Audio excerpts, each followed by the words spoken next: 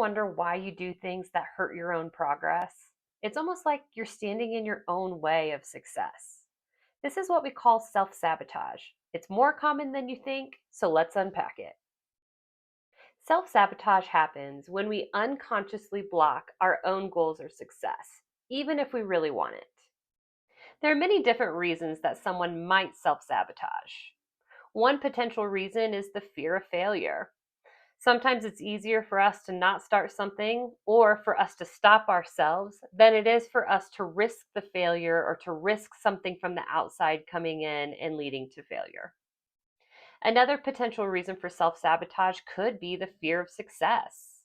Success can be really scary. It can come with additional expectations, additional responsibilities.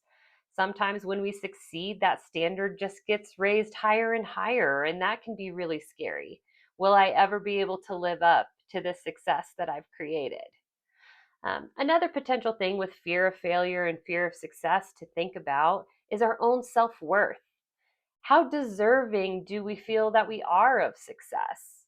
If underneath it all we feel like we don't deserve success, we might subconsciously do something to stop that success from happening. I've worked for many years in addiction counseling and addiction treatment, and so self sabotage was something that we saw that was all too common.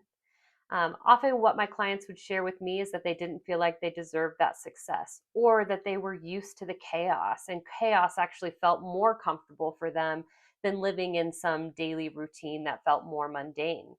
If you're used to the chaos and you're used to the failure, success can feel uncomfortable or even foreign at times. Something that's important to mention is that self sabotage doesn't typically just happen. There's normally some warning signs and red flags along the way.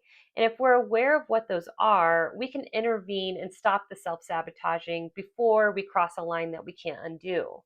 So, an example of this in addiction counseling is maybe when we've had a client we've been working with for a long time, and all of a sudden they stop going to 12-step meetings. They stop engaging in counseling. They used to be really outgoing, and now you're noticing that they're much more reserved. You're noticing that they're becoming more defiant.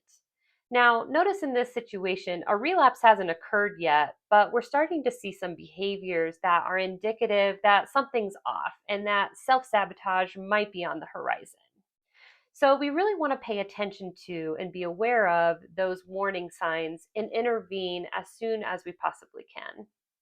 So, the next time that you catch yourself leaning into self sabotage, I want you to pause and ask yourself, what am I afraid of? And then you're going to take that next small intentional step forward.